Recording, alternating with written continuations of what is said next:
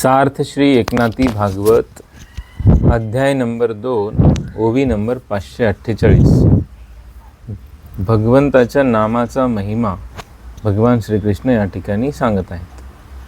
रामकृष्णादी नामश्रेणी रामकृष्ण हरी नामश्रेणी अखंड गरजे ज्यांची वाणी अखंड गरजे त्यांची वाणी त्यासी तीर्थे येती लोटांगणी त्यासी तीर्थे येती लोटांगणी सुरवर चरणी लागती स्वये सुरवर चरणी लागती स्वये.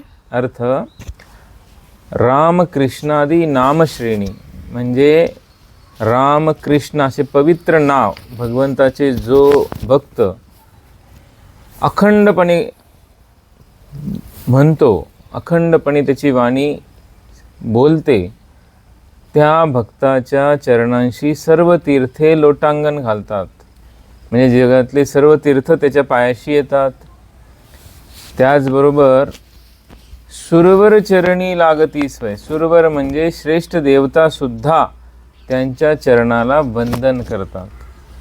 असा महिमा नामस्मरण करणाऱ्या भक्ताचं या ठिकाणी देवाने सांगितलेलं आहे.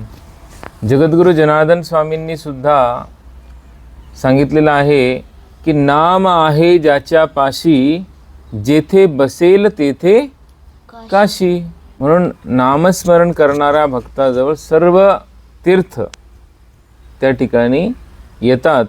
असा भक्त जेव्हा जिथं बसतो तिथंच सर्व आहे असं या ठिकाणी बाबाजींनी सांगितलेलं आहे. पण सतत नामस्मरण करणं, अखंड नामस्मरण करणं हे खूप खूप महत्त्वाचं या कलियुगामध्ये सांगितलेलं आहे.